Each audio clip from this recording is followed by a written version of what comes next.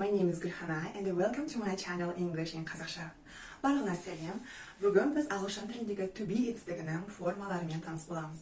Оларды болымды сөйлемде және болымсыз сөйлемде қалай қолдану керектігін үйренетін боламыз. Егер сізге бұл тақырып қызықты болса, видеоны соңына дейін қараңыз.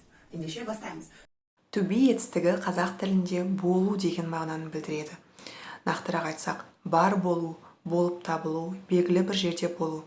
Және тағы сол сияқты мысалдарға назар аударайық. We are friends. Біз достармыз. She is a student. Ол студент. I am here. Мен осындамын.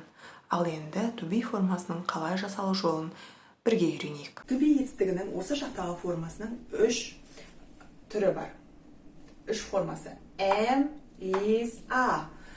Осы үшеуін енді болымды сөйлемде қолдануды үйренейік.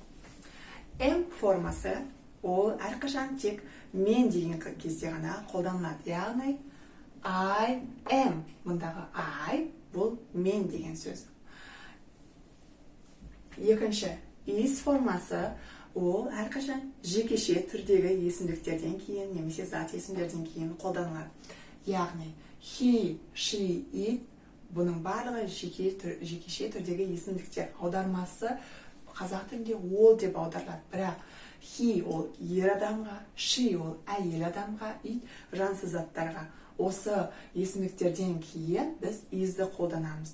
Бұл есімдіктердің орнына he'дің орнында бізде жан дос, she'дің орнында бізде әйгерім деп те тұруы мүмкін. Және it'дің орнында бұл бір кітап болуы мүмкін. Одан кейін біз is формасын қоямыз.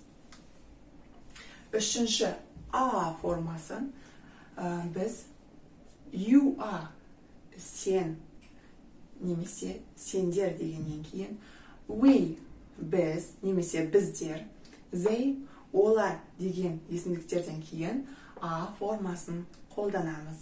Яғни көпше түрде және сен деген кезде біз are формасын қоямыз. Енді мысалы келтірейік. I am a doctor. Мен дәрігермін. Бұндағы to be формасы қазақ тілінде тура аударылмайды. Себебі мен бармын, дәрігермін деген сияқты ғой. Бұнда мен дәрігермін. Сіз мұндай формуланы жаттап алсаңыз болады. Ағылшын тілінде ең бірінші бастауыш, одан кейін баяндауыш, одан кейін толықтауыш тұрады. Бізде қазақ тілінде бастауыш, баяндауыш екеуінің ортасында бүкіл сөздер кездеседі. Баяндауыш ең соңында қолданылады. Сол себепті бізде кішкене түсініспеушіліктер болуы мүмкін.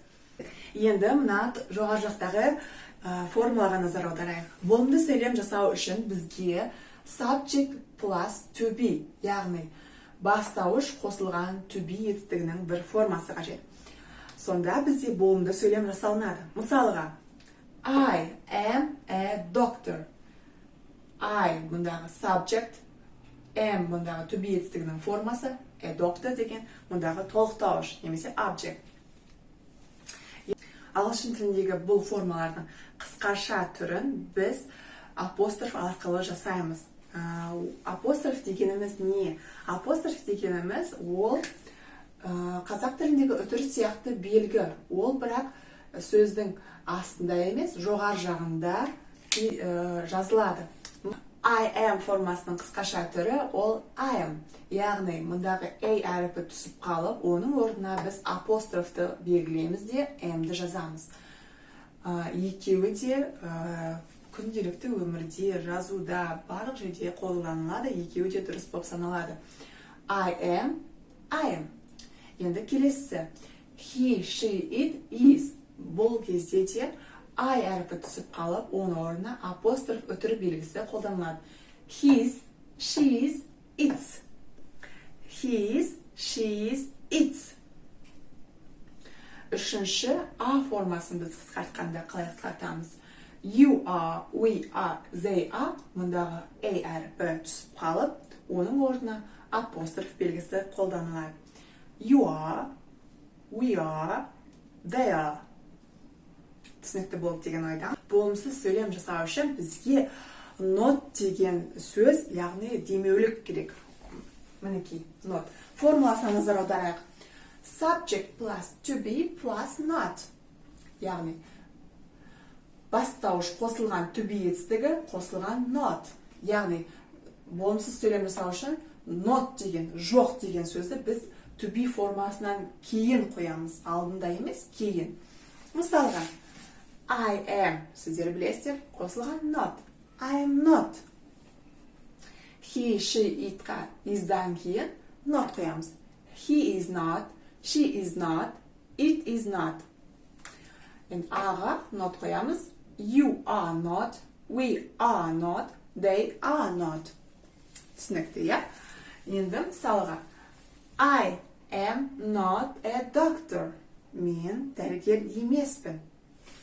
Енді қысқаша формаларына назар аударайық. I am қысқартылған формасына тек notты жалғаймыз. Сонда I'm not.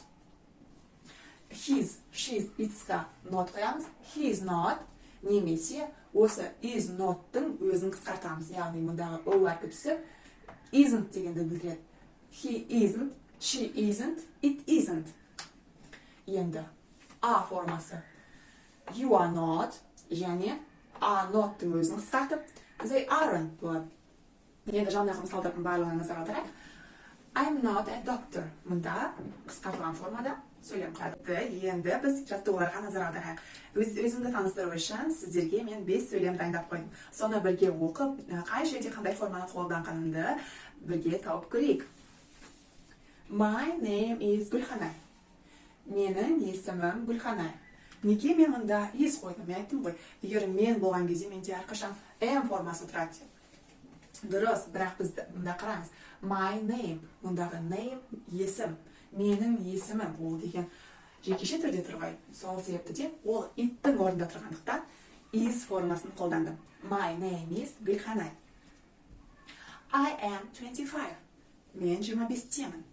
Түсінікті, иә? I-дан кейін am формасы. I am married. Мен тұрмыстамын. Married деген сөз тұрмыс құру. I am not a student. Мен студент емеспін. Бұны біз бұлай жасақта болады. I am not a student. Өте дұрыс. Келесі соңғы сөйлем.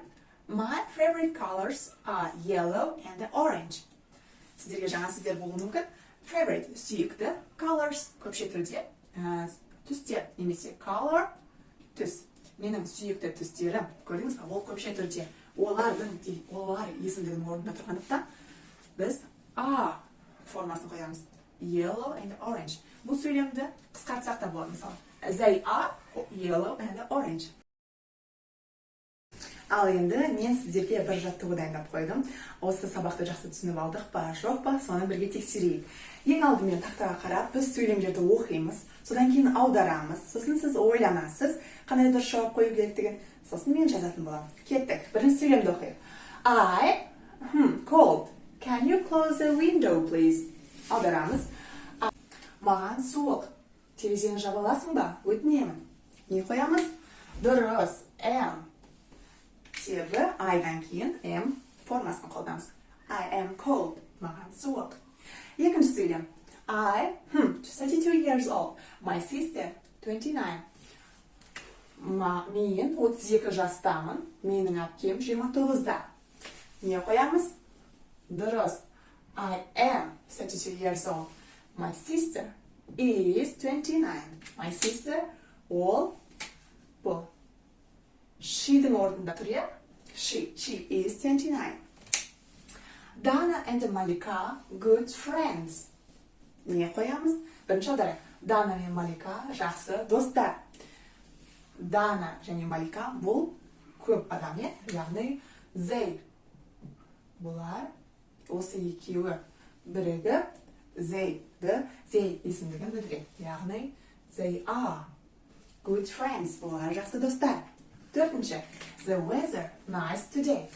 The weather. Ауа райы жақсы бүгін. Ауа райы бүгін жақсы. Не қоямыз? Ауа райы бізде ол иттің орнында тұрғандықтан is дұрыс.